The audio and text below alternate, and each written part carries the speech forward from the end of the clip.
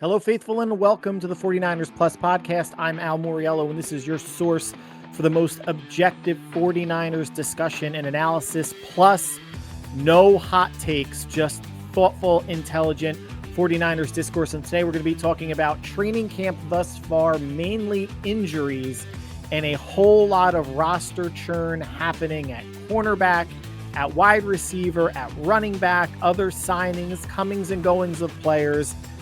Generally, much ado about nothing this early in camp, but there are some interesting signings and replacement players that I want to discuss. And then I just have some overall camp thoughts as we are in now the beginning of August and essentially a week away from the first preseason game. So let's get right into it. The injury bug has bitten the 49ers again. I mean, no team in camp is really exempt from injuries happening between the heat and the initial, jump start of activities, being away from any sort of activities for 40 days, across the NFL. No one is working out on their own the way that training camp will put stress and strain on the body, ligaments, joints, all that good stuff. That's why we're seeing a lot of soft tissue injuries with San Francisco and throughout the league. It's nothing that is out of the ordinary or to be concerned about. We are, and I'm recording this on August 1st, rolling towards preseason game number 1 at home against Denver on August 9th. We'll see who's ultimately available for that. Obviously, not a lot of starters, but even backups. We'll see what second, third, and fourth string player is going to be able to play. But I said at the top, this is really all about churn at the bottom of the roster. So anybody concerned about who's been released and who's being signed and who's injured and what the impact it's going to have on week 1, we are a ways away from week 1. We're 5+ weeks out. In one hand, it sounds like a lot, but on the other hand, a high ankle sprain, a certain degree hamstring sprain takes essentially that amount of time to heal. And there are big enough name players that have undergone some injuries. Now we can look at it optimistically and say, all right, let's get the injuries out of the way now. Get the injuries out of the way now, heal up, get eased back into action later on in August. And then hopefully no other injuries arise as the Niners head into week 1 at Seattle. But any of this bottom of the roster player movement is to be expected. And again, I said it at the top, it's to be expected for San Francisco just because of how often players get hurt. Regular season, preseason, postseason, offseason, otherwise, any other season that you can think of. So I think as fans, we need to not get attached to players at the bottom of the roster. And I'm not. I'm one of those. I mean, I want to say I coined the term training camp heroes, but there are a lot of players that a lot of fans get attached to, or maybe they want to be people on social media that said, oh yeah, I was a big fan of player XYZ. In March, in April, in May, an undrafted rookie free agent, someone that they signed off the scrap heap, and I thought they were going to be something, just to maybe be able to have the ability to put their name on something as some sort of a prognosticator.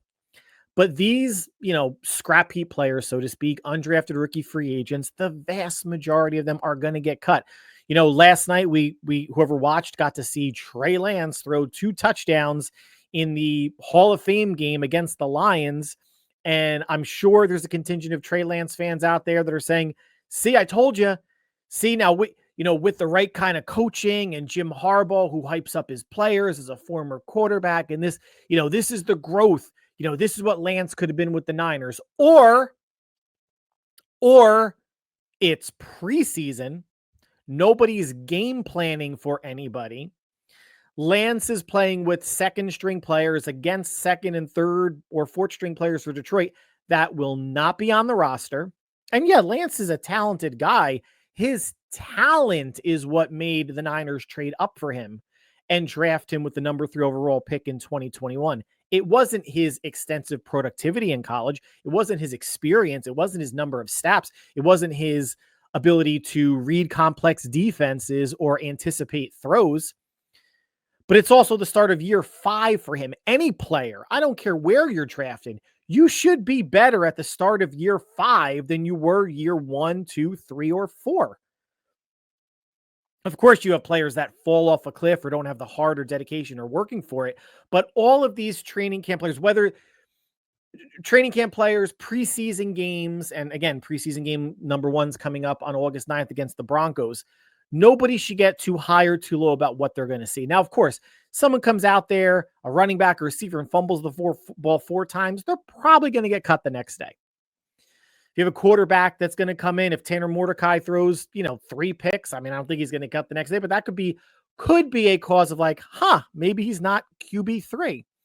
But by and large, everybody else, it doesn't really matter. And these bottom of the roster players are just that. They're fighting for roster spots. They're not even on the bubble. They're on the outside looking in. Remember, training camp roster is 90, 53 make it. So that's what, 37 that won't?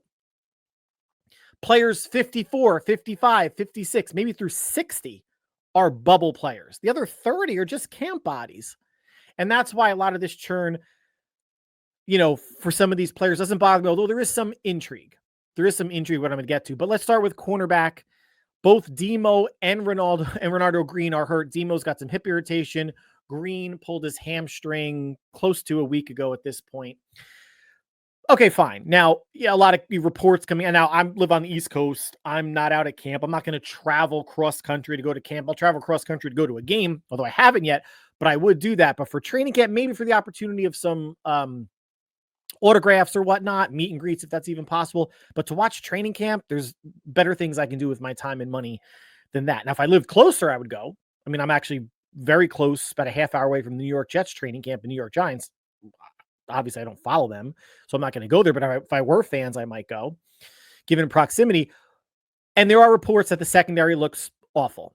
All right. When you have both of your starting cornerbacks out and everybody else, other than essentially Darrell Luter Jr., is either a young player, a rookie, or new to the system, of course the secondary is going to look bad. But here's the bright side, and I think it's a logical bright side. It's giving Trey Brown, Dallas Flowers, who based on reports is looking pretty decent. He's getting play outside, at outside corner. Trey Brown outside and inside. Upton Stout, the rookie, is getting some snaps in the slot. And Jacob Robinson, the undrafted rookie free agent from BYU, important reps more reps than they would get if Demo and Green were playing. Now, of course, you want them healthy. Of course, you want them in football shape for beginning of September for when the season starts. But this isn't necessarily a bad thing. You can say it's accelerating the growth of some of these younger players or newer players. Just mathematically, you would expect every additional rep they get helps their growth. It's not going to be an exponential jump because they're getting, 10 more snaps, each practice, but it helps. Demo, the hip irritation, Renardo Green, each should be back within a week or so. I think Renardo Green, they were aiming the second preseason game against the Raiders to see how much he would even play. It just might be a practice situation that week. But it's not just cornerbacks, wide receivers. We know, we're reading all this stuff. We're watching videos. We're understanding the situation because this is the 49ers. Good news is Ricky Pearsall's back and they're easing him back. Just like Kyle Shanahan said, they weren't going to throw him or someone like Ben Barch, who was activated off the PUP list also on the offensive line. They were just going to throw them back into practice, get the conditioning up a little bit. There was some route running, jogging, cardio type things to ease Pearsall back. Smart. Jacob Cowing now has a hamstring injury. He's going to be out, for a couple weeks. Now that puts him behind. I'm not necessarily going to say, now his roster spot is in danger, but it's going to put him behind maybe some of the other players, whether it's a Junior Bergen at punt return. I know Jordan Watkins is getting some looks there, the rookie out of Ole Miss. I'm sure Ricky Pearsall is going to get some looks and some new players coming in that I'm going to touch on in a minute or so. So they're down a receiver there. Juwan Jennings has a calf injury or ailment that was bothering him in OTAs. Per Kyle Shanahan, no timetable on a return for him, which is, again, smart. Why give a date or a week and who knows what can happen. I mean, he can turn his ankle walking downstairs or walking off a curb. God knows, right? I mean, how many players got hurt away from the facility, like a Ben Barch? What are you doing? That there's a quad injury or quad strain? I guess maybe working out. Like the fact that players come into training camp with injuries, like I'm a lot older than they are, and I'm just like doing my own stuff. I'm not injured. I'm not randomly injured based on something. Now I could. Maybe I've had like a lucky streak the past couple of months, but it is weird how these like finely tuned and honed and in shape athletes are coming into camp injuries. Some of it's bad luck that you can't expect, but it's just odd, the number that we're hearing, not only with San Francisco, but again, across the league. But for Jauan Jennings, no timetable means no extension, right? You're not going to extend them based on what's going on. So in response, they've signed Marquez Callaway and Andy Isabella at receiver. Now, Marquez Callaway, camp body, whatever. Andy Isabella is interesting to me because he's the Jacob Cowing body type. 5'9", like Cowing, speed like Cowing, got 15 pounds on Jacob Cowing, so bigger, more experienced, right? He's done the punt return thing. He's played in the league. So I'm not saying this is Jacob Cowing's replacement, but it's interesting that they brought someone in that has the Jacob Cowing body type in case this hamstring lingers. And if Andy Isabella shows out, again, I'm not going to say Jacob Cowing could get cut, but injuries are putting you behind, right? And if someone's showing sure hands in practices and preseason and running routes and is just as fast as you are, the only thing that Andy Isabella is not is under contract for 3 seasons at a cheap rate. That's the only thing that would give Jacob Cowing a leg up. But an intriguing signing this, if you want to say late into the spring, early into the summer, beginning of camp, of someone that could potentially make some noise, and if not make the 53, maybe end up on the practice squad. So wide receivers Equanimeous St. Brown and Malik Knowles got cut. They were camp bodies. The number of people that I saw online saying, oh, Malik Knowles, savvy, young, perfect fit for Kyle Shanahan's system. What now, guys? Again, bottom of the roster, bottom 30 player who had a ridiculous uphill battle. And even with these injuries, and Equanimeous St. Brown was brought in, a couple days ago, a week ago? Even with these additional injuries or whatnot, they still weren't good enough. Kyle and John and other offensive staff members saw what they're about. They're like, nah, we could do better. Don't get attached to signings. Don't get attached to undrafted rookie free agents. Don't get attached to training camp heroes, because a training camp hero one day is a GOAT the next. It all seems to balance out, though. Good for Russell Gage. Seems to be one of the standouts, if you want to call it, offensively in camp, getting that trust of Brock Purdy. Having multiple receptions each practice. And I am on record saying that I think a veteran receiver will make the week 1 roster. I thought it was going to be Isaiah Hodgins, but I also said, don't be surprised if that's Russell Gage. I gave the nod to Hodgins because he was the bigger receiver to play the big slot in the role of Jauan Jennings if Jennings got bumped outside, plus the healthier receiver since Gage is coming off. Now it's year 2 of patellar tendon reconstructive surgery. But happy for Russell Gage. Happy that a veteran is stepping up, because it's got to make Kyle Shanahan feel better. They doesn't have to rely on so many young players or so many new players that are coming into camp now. Remember, Russell Gage was on the practice squad for the majority, if not all, of last season. So familiar with the system, and another veteran he's done it in the league. He's done it longer and at a higher level than Isaiah Hodgins. And if that knee is right, I'm glad he's making a splash in camp and giving himself the best opportunity to make the 53. Now, running back, rookie Jordan James from Oregon has a knee injury. So the Niners worked out a bunch of running backs, Ameer Abdullah, former 49er Jeff Wilson, and former Brown Dearness Johnson. They went with the oldest of the running backs, Ameer Abdullah. Now, granted, Jeff Wilson and Dearness Johnson were 29. Abdullah is 32. Needing help at running back, went with more of a veteran. Remember, the Niners released running back Israel Abanikanda about a week ago. So they needed some depth behind McCaffrey. And right now it is Guerendo, it's Patrick Taylor, Corey Kiner, the undrafted rookie free agent out of Cincinnati, and Ameer Abdullah. These will be the 4 running backs that are going to get run in joint practices. Maybe McCaffrey gets some touches in joint practices. I'm not sure, but definitely preseason games, McCaffrey will not be playing. So your carries will be split amongst those four until Jordan James can come back. And who knows, additional injuries may force them to sign another running back. Curious how it wasn't Jeff Wilson. Maybe Kyle was honest with him saying, hey, Jeff, we just need to get through camp. And this isn't really a situation where you might stick on the roster behind additional injuries. Maybe Wilson was looking for more of a opportunity to actually stick on the roster. I'm just speculating here. But Abdullah has some hands, started 3 games last season for the Raiders, has ability, and is going to be a fill-in now for James until he gets healthy. So some additional signings: signed quarterback Carter Bradley, defensive assistant Gus Bradley's son, another camp arm. Now, is this competition for Tanner Mordecai if they keep 3 quarterbacks? I'm still hesitant, or I don't want to say reluctant, that's too strong of a word, but I don't think the Niners should keep 3 quarterbacks again this season. I think if your season comes down to Carter Bradley or Tanner Mordecai, chances are you're not going to catch lightning in a bottle, and that player's not going to be Brock Purdy 2.0. So I would keep either one of those on the practice squad and then call him up if you need him, and have that roster spot for QB3 go somewhere else. Again, if it's defensive lineman 10, if it's linebacker 6, if it's safety 4, tight end 4, whatever it may be, offensive lineman 10. I don't think they're going to go 10 offensive linemen anyway, but there are positions that have a much higher probability of seeing the field than quarterback 3 does. Knock on wood.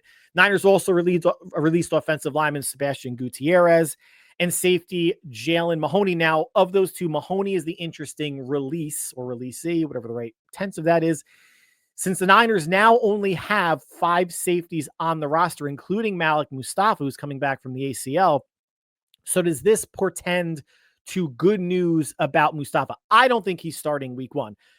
That still means they only have 4 safeties on the roster for camp in the preseason. Now, then if one of them goes down, it's only 3. The Niners have been shown that they can get away with 3 safeties during the regular season, but in terms of reps and giving, your safeties a breather, this was curious, because I think there might have been someone on the offensive line, or, someone like a Tariq Owens. Again, I mentioned him last podcast. I don't mean to pick on him, but players that I just don't think are going to have any chance at the roster to buffer or strengthen a position like safety. So you have 5 available for camp, joint practices, and preseason games. So again, I don't think it means anything for Malik Mustafa, but just interesting that a safety was chosen to be let go.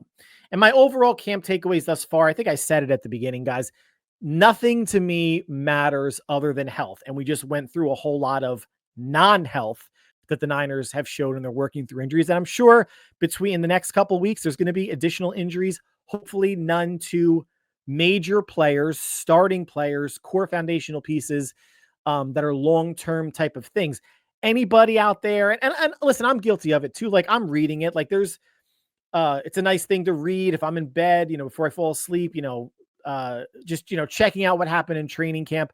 But folks that are keeping stats of completion percentage for quarterbacks, touchdowns or interceptions, who's winning one-on-one matchups on the offensive line or between receivers and corners, who looks bad one day, looks good another.